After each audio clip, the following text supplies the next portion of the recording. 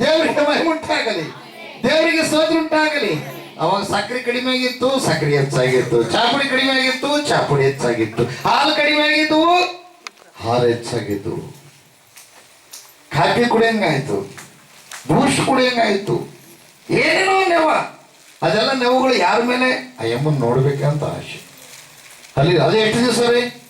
1 ವರ್ಷದ ತನ. 1 ವರ್ಷದ ಮೇಲೆ ಮುಗೀತ್ರಿ. ಅದು ಬಾಣ ಎಷ್ಟು ಬೆಂಕಿ ಇದ್ರೆ ಡಮ್ ಅನ್ನಂಗಿಲ್ಲ. ಅದು ಹಂಗೆ ಇರ್ತದೆ, ಮುಖ ಬೈತಿತ್ತು. ಹೌದ್ರಿ? ಅಲ್ಲಿಲೋಯ್ಯ ತಿರುಗಿ ಅದೇ ನಮ್ಮ ಯಜಮಾನ ಇರ್ತಾನೆ ನೋಡ್ರಿ, ಎಲ್ಲಿ ಅಲ್ಲಿ ಆಡಕ್ಕೆ ಹೋಗಿರ್ತಾನೆ ಇಸ್ಪೇಟೆ. ಪ್ರಿಯವಾದವ್ರೆ, ಇದು ಸಂಪೂರ್ಣ ಸಂತೋಷ ಅಲ್ಲ. ಸಂಪೂರ್ಣ ಸಂತೋಷ ಎಲ್ಲಿದೆ? ಸೃಷ್ಟಿ ಮಾಡಿದ ದೇವರಲ್ಲಿದೆ. ಬ್ರದಲ್ಲ,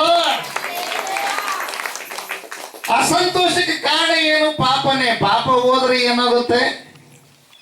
ಸಂತೋಷ ನಿನ್ನ ಹೃದಯದೊಳಗೆ ತುಂಬುತ್ತೆ. ಇದು ಆಲೋಚನೆ ಮಾಡ್ತಾರೆ, ನಾನಾ ತರವಾದ ಆಲೋಚನೆ ಮಾಡುತ್ತೆ. ಈ ಆಲೋಚನೆಯಲ್ಲಿ ದೈವಿಕ ಶಕ್ತಿ ತುಂಬಿಕೊಂಡ್ರೆ, ದೇವರ ಆಲೋಚನೆದೊಳಗೆ ತುಂಬಿಕೊಂಡಪ್ಪ ಅಂದ್ರೆ, ಈ ಲೋಕದೊಳಗ ನೋವು ಬಂದರು, ತುಟ್ಟಿ ಇರ್ಲಾರ್ದಂಗಾದ್ರು, ಇನ್ನೊಬ್ರು ನಿಂದನೆ ಮಾಡಿದ್ರು, ನಿನ್ನ ಚುಚ್ಚಿದ್ರು, ಬಾಧೆ ಪಡಿಸಿದ್ರು, ನಿನ್ನ ಸಂತೋಷ ಕಿತ್ಕೊಳ್ಳಕ್ಕೆ ಯಾರಿಂದ ಆಗಲ್ಲ. ಹಲ್ಲಿಲೋಯ್ಯ.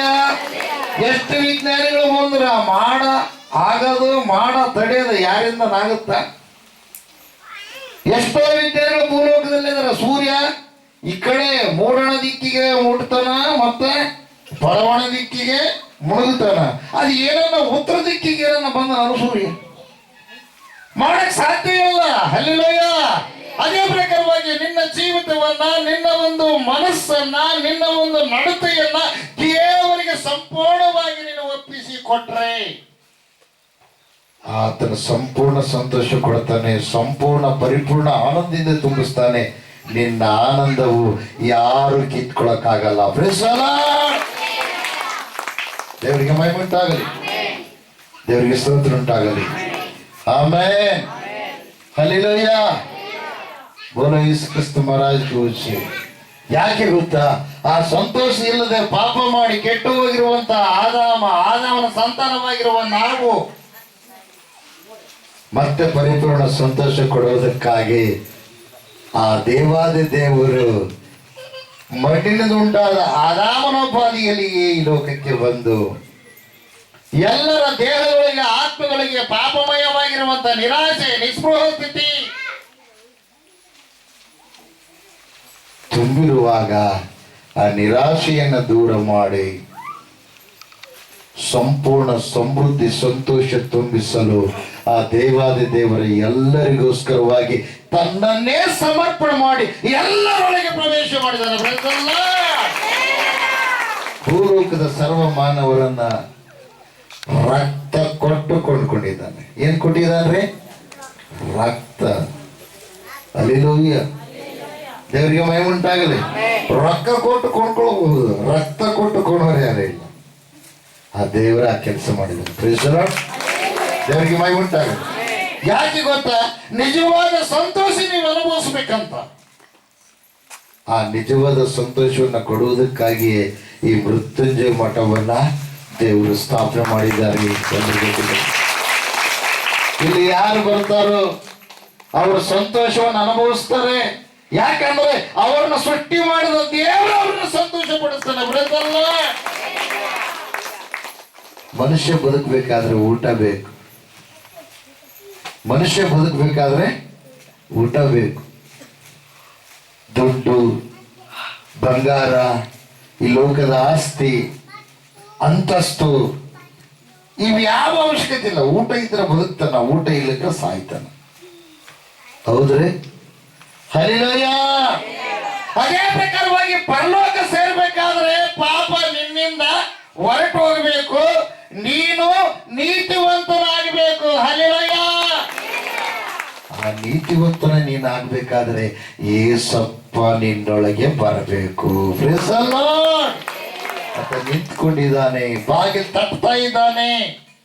ಯಾರಾದ್ರೂ ಬಾಗಿಲು ತೆಗೆದ್ರೆ ಅವರೊಳಗೆ ನಾನು ಪ್ರವೇಶ ಮಾಡ್ತೀನಿ, ಅವ್ರ ಸಂಗಡ ಇರುತ್ತೀನಿ, ಅವ್ರ ಸಂಗಡ ಊಟ ಮಾಡ್ತೀನಿ. ಹಲ್ಲಿಲೂಯಾ. ದೇವರು ಬಾಗಿಲು ತೆಗೆದ್ರೆ ಮುಚ್ಚಕ್ಕೆ ಯಾರಿಂದ ಆಗಲ್ಲ.